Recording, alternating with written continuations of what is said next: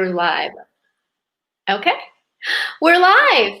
Hello and welcome to Tool Time Tuesday. It is episode number 146, and I'm Sarah Stovetop, your pampered chef, and I'm happy to be here with my friend and a wine expert, Amanda White, and she is with Traveling Vineyards, and she's going to tell us all about how to choose wines and some of her favorite wines. Things to pair with our charcuterie tray, which we're working on today. So let me say welcome, Amanda. Just tell us a little bit about yourself and how you got into Traveling Vineyards. Thanks, Sarah. I really appreciate you having me online tonight. So Traveling Vineyard has been a company that's kind of within the direct sales realm. And we offer both in-home, live, and virtual-based wine tasting events, which are really fun. Great way to kind of, get people together. Great girls' night out, girls' night in, date night, those types of events. I have been with the company 8.5 years. I started, back in my college days. I always kind of had an interest in wine, and it's been kind of a secret passion. And it's one of those things that as I've kind of, gotten older, I've been able to explore different wines and go to different wineries, and ultimately kind of, make my way through various types of whites and reds and sweet wines and things like that, and just kind of develop my own palate around that. And, coupling that with my passion for wine, I really enjoy sharing it with other people, and being able to, kind of teach others about the world of wine, and actually how you go about pairing wine with food, which is probably the best part of it. That's right. And that's where I come in with you. So tonight I made for you guys a charcuterie tray, which is basically like an appetizer tray, or you could do it for dinner even. I mean, a lot of times there's enough food on there to eat, and make it your dinner basically. But it's a combination of meats and cheeses, and then some other things on it. So I want to show it to you, and I'm going to complete it while we're talking here.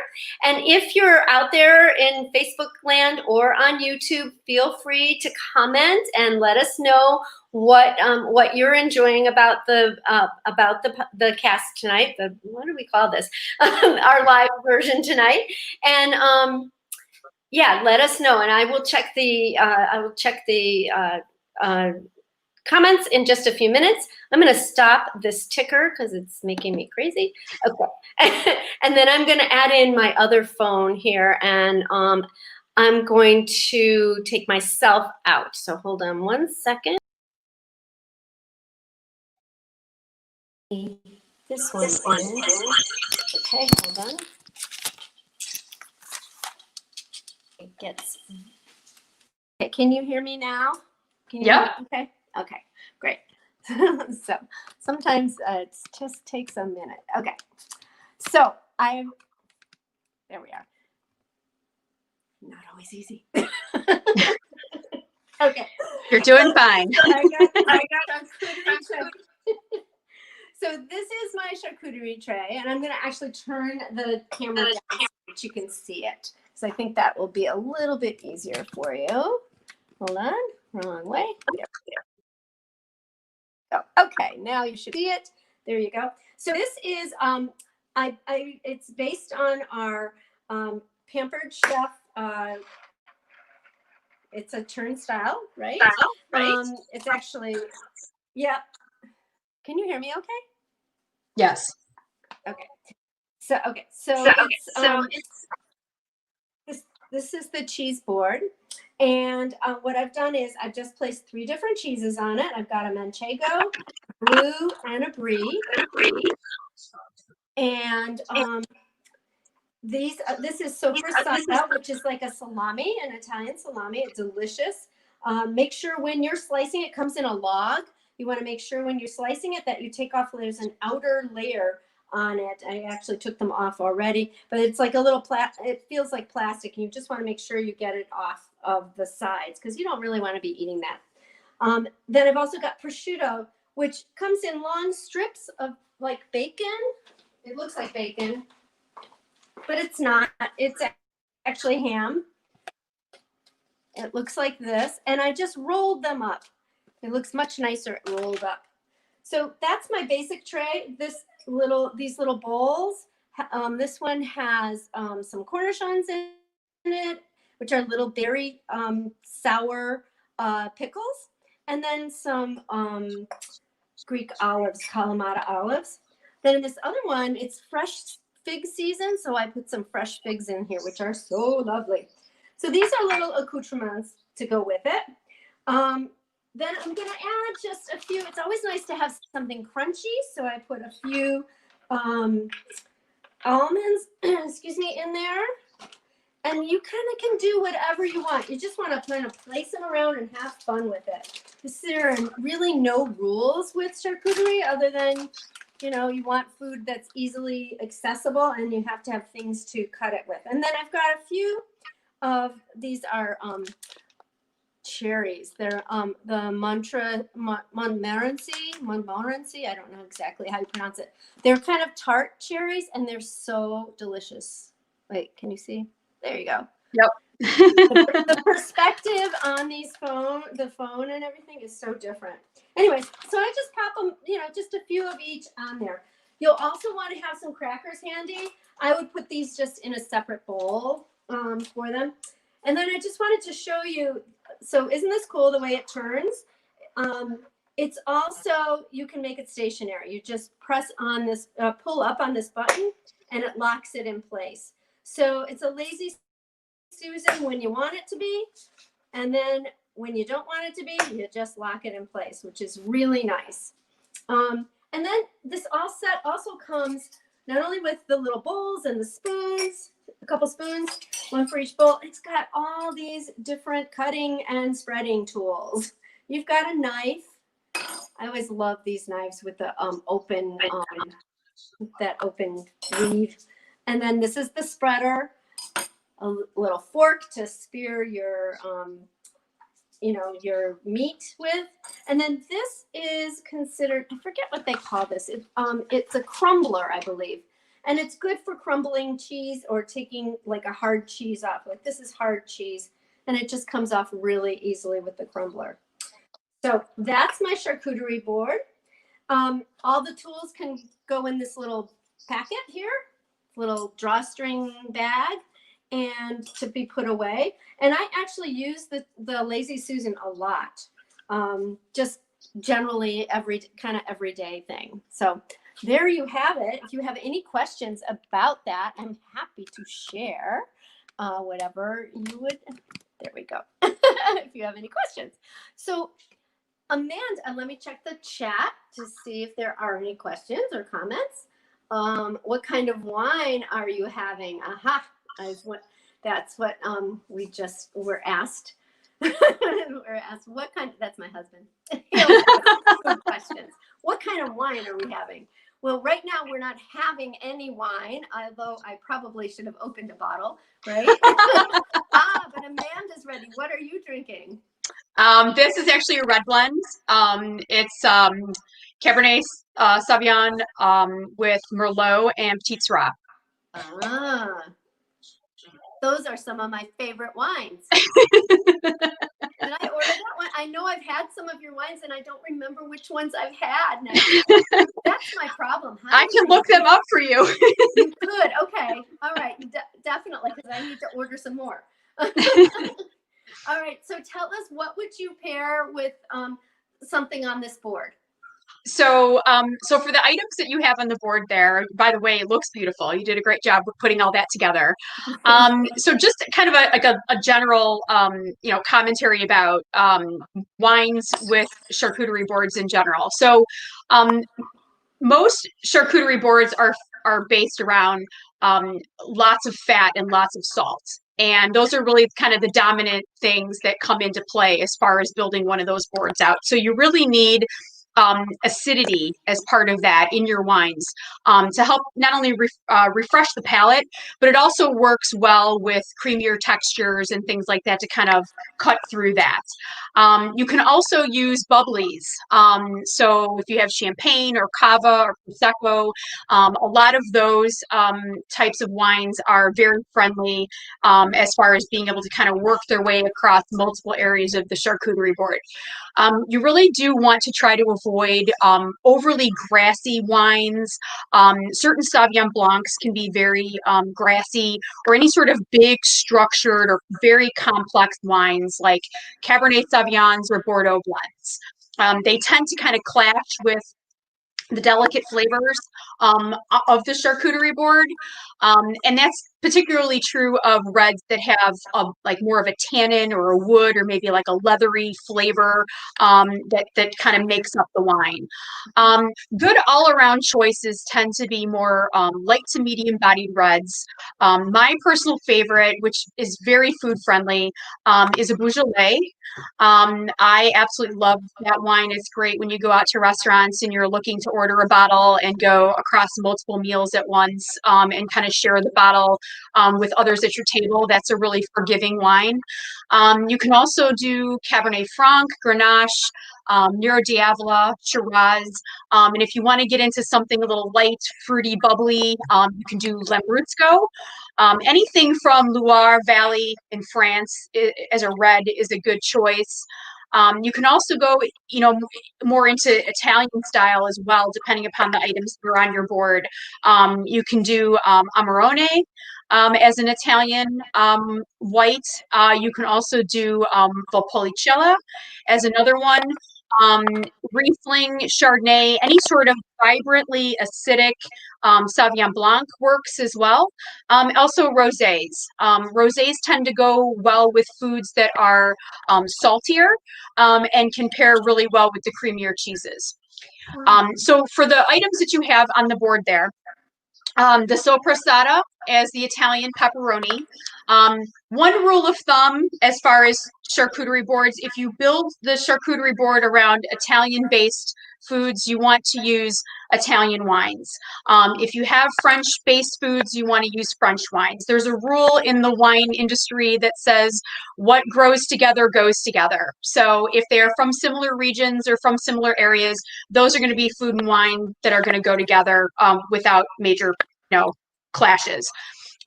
So as far as the soppressata goes, moderately spicy, kind of meaty salami, pepperoni type item there that has really good marbling behind it. So you're probably going to want to use like a Cabernet Franc, a Lambrusco, or a Sangiovese, which I particularly love those types of wines myself. You also mentioned prosciutto. Prosciutto, again, being very salty, sometimes sweet with like a little bit of like a buttery fat flavor behind it. You can do red or whites with those. They both work. In the whites, as long as it's not super, crazy bright, you can do some Pinot Grigios with that. Spanish reds are one of my faves. You can do Rioja as a red. You can do Tempranillo, Sangiovese, Grenache, any of those will work. If your prosciutto is particularly fatty and higher in salt, then you need a higher acid wine to kind of accompany that. So that's something you want to think a little bit about as you're looking to figure out what to pair with that. You mentioned that you had blue cheese on the board. I'm sorry, not blue cheese. Was it blue cheese? Yeah, no, yeah. sorry, blue cheese. Yep. Higher tannin wines typically work best. I'm sorry, avoiding higher tannin wines is what you want to do in that particular area there. Round fruity reds work best along with Sauvignon Blancs, drier Rieslings, and some Italian whites. If you do have a blue cheese that's a little bit on the stronger side, you might want to go with something like a Sauterne, or maybe a Semillon from France, or even a Port, believe it or not. Blue cheeses also go really well with dessert wines, and a lot of the dessert wines tend to be a little more high in alcohol content as well as a little fuller body. So don't be too afraid to use the dessert wines as well to pair along with blue cheese. Cool. Um, you mentioned Manchego as another one. Um, Manchego being kind of a Spanish-based cheese, you're going to probably want to stick with the Spanish-style wines. Um, you can do a Tempranillo, a young Rioja, a Merlot, or Meritage. For any of the Cooper's Hawk wine lovers that are out there, Meritage is one of their reds that's on their wine list, which is a very good red. Little bigger, but definitely will work in that case with that type of cheese. You can also do a Spanish cava. So we talked a little bit before about bubblies. Cava would work really well in this instance. If you're looking to go whites with Manchego, you can do a Verdejo, a Rioja Blanco, a Viura, which a lot of those tend to have more like citrus and tropical fruits behind them, which kind of really help with the overall flavors behind the cheese. Wow. You also had brie on the board there. And brie is great because it goes with lots of different whites and reds all across the board, as well as the bubblies. So again, you can use champagnes, Pinot Noir, Chenin Blanc, Riesling, Beaujolais, Sauvignon Blanc, and Chardonnay will all go with that. So realistically, you could probably pull out a number of different wines from a wine rack with a charcuterie board, and you can make it work with those items. But again, remember, Italian foods, Italian wine, French foods, French wines. Okay, so next time I build a board, I guess I need to go either all Italian wines, all Italian cheeses, or all French cheeses or something like that, just to make it a little bit simpler to figure out which wines to pair with it. I mean, that seems to be the what I'm getting from that. Yeah, the interesting thing about building a charcuterie board, though, is you want to have two different types of meats from two different animals, is what the recommendation is. But then when it comes to some of the cheeses, work your way with different textures and different flavors, different strengths of flavors. You can go with something creamy, start out with something a little bit more on the light side, and maybe work towards something that's maybe a little sharper, a little stronger, like the blue cheeses or the sharp cheddars or things like that, and kind of make it a range of things where it kind of really takes you kind of on a palate journey, if you will, across the board, going into, the different flavors and different textures. It kind of keeps it interesting. Cool. Very cool. Wow. You named so many wines and so many different, I mean, I'm like amazed at that you can come up with all those wines at once. I would be like fumbling around, but that's your business. Tell us how a party works with you. Like what, if someone wanted to do like a wine tasting in their home, and now with COVID, it's been a challenge, I am sure, but you were telling me earlier about some really awesome options. And so I would love to know a little bit more and let our viewers know. Sure. So Traveling Vineyard obviously got its start doing the traditional in-home based wine tasting. So as part of hosting an event, I would bring 5 bottles of wine complimentary to you and your guests. It is a complimentary try before you buy type wine event, because we believe the best way to buy wine is to be able to try it first. We've all made the grocery store mistake. We've all bought wines because we thought the label was cool, and then we got it home and it wasn't really what we thought it was going to taste like. So that's kind of our traditional model. With COVID-19, it's kind of thrown things in a little bit of a loop, and with the state closure that we've gone through, and now that things are starting to open up a little bit more, people are wanting to to gather in patios or decks or backyards or even like in garages with the door open so that people can kind of socially distance themselves, and still be able to kind of gather and taste wine. So I do offer those types of tastings. I am, obviously local to the area where you are, Sarah. So I do pretty much travel anywhere.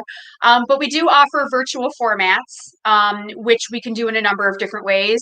We can do like a Facebook online catalog party. We can also do it where if the host has her guests in a local area that she can actually travel to relatively quickly, I could provide the tasting kit to her, and she could create like little tiny cups with lids that have the wine samples in them, and then deliver them to the guests at the event. And then I would do something like Skype or something online, a Zoom call or whatever, and then lead everybody through the tasting that way. That's another option. Our third option that we've created recently is something called a sip kit, which is really fun. We have 3-bottle and 5-bottle options. And if you want to think about it as like, date night with your significant other or date night with your spouse, it's a lot of fun. You order the kit.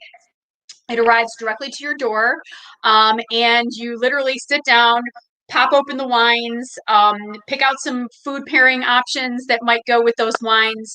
And then each wine has a video link that you can access off your TV or computer or tablet or whatever. And it actually goes through the actual tasting of the wine. So it's kind of like a wine class in a box.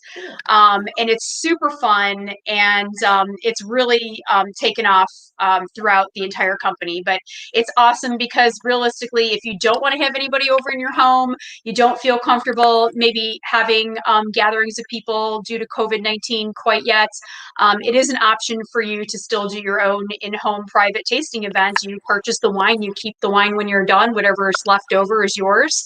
And it's kind of a fun little evening with, cuddle up on the couch with the fireplace going and watch your wine class in a box. That's really cool.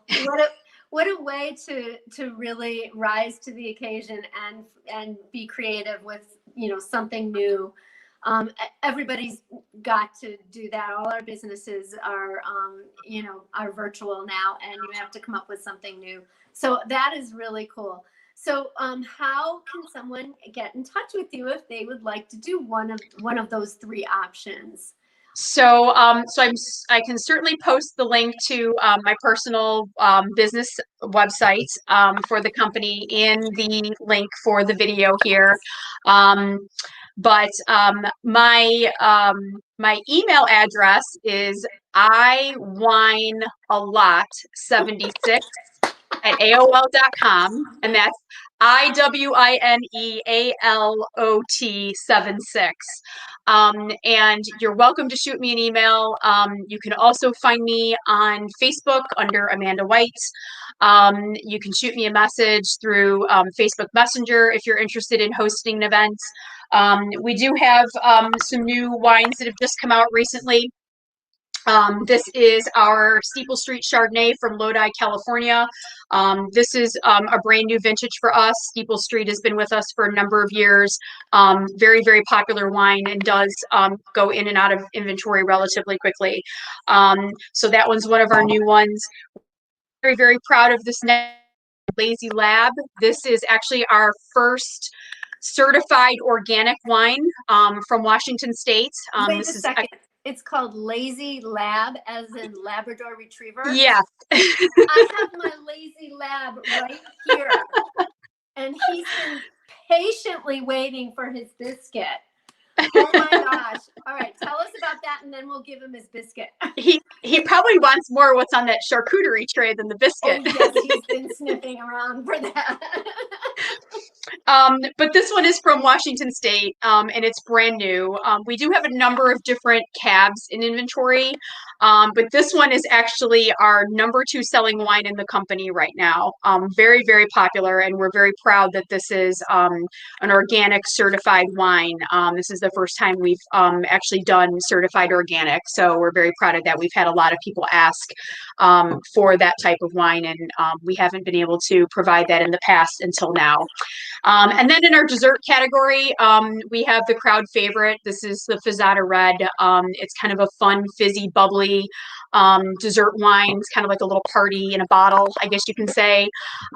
Goes great with different types of cheeses, ice cream, key lime pie, you name it, you can probably pair with it. But it is extremely popular. It is our #1 selling wine in the company. And most general wine tasting events include 2 whites, 2 reds, and a sweet wine. Later on this month, we are going to be relaunching our authentic Spanish sangria. We have a red sangria called Vacay, and it went very quickly out of stock. So we are bringing back another lot of it, and it is coming from Spain. So it's taking us a little bit with some of the COVID shipping delays and things like that to kind of get that back, but we're expecting it the middle of this month. And I've had several bottles of it so far. It's very good, awesome with different types of fruit, you know, red berries and apples and things like that kind of floating in it with, the overall glass. Great stuff there. Very good spice behind it as well, given that it's very Spanish, direct from Spain. Can't get any more authentic than that. That's for sure. Oh, that sounds wonderful. Well, those are some really great options. I'm going to have to check out the lab. Hobbs. Oh, now he's fallen asleep. Oh. I hope I wasn't boring him. No, I think no.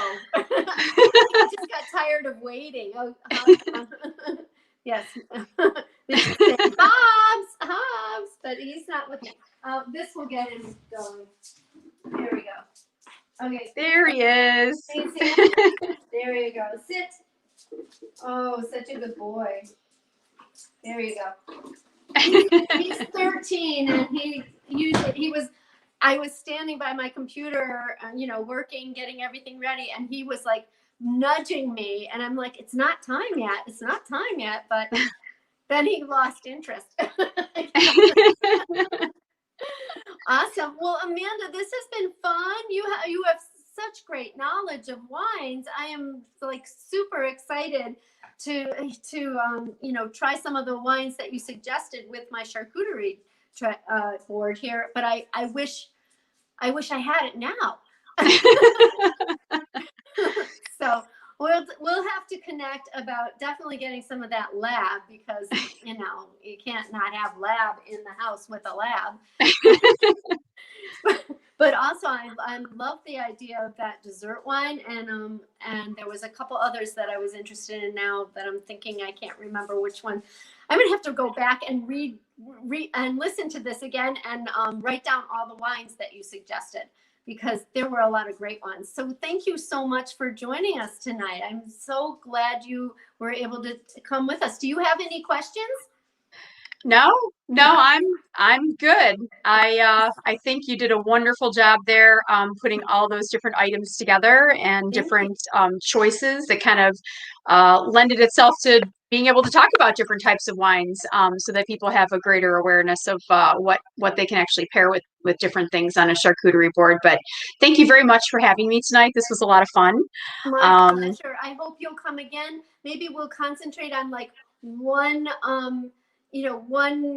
color wine or one type of wine or something like that, and really dig deeper into preparing a meal and having the different wines that could go with each course. That would be kind of fun to talk about. Well, you do actually have a number of wine-related items in your catalog, one of which I hear is an electric opener, which is very popular, and a number of pouring gadgets and things like that. So yeah, maybe we can do I'll make a recommendation for some wines, and then you can use your your items to kind of demonstrate how you actually open wine with the Pampered Chef wine opener.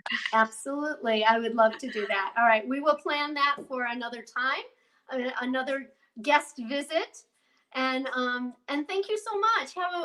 I'm so glad you were able to join us tonight. And to everybody who's out there, if you have any questions, feel free to put them in the chat. We will be checking that and be sure to respond to you. If you want to connect with Amanda, she's going to put her email information and all the different ways to get in touch with her also in the chat underneath, or the comments, I guess I should call it. And thank you again. Thank you for everybody for joining us. It's Sarah Stovetop signing off from Tool Time Tuesday. We'll be back next week at 9:15 as usual, and I'll have a little something different for you. Okay, see you next time. Thanks for coming. Thanks, Sarah. Okay, thank you. Bye.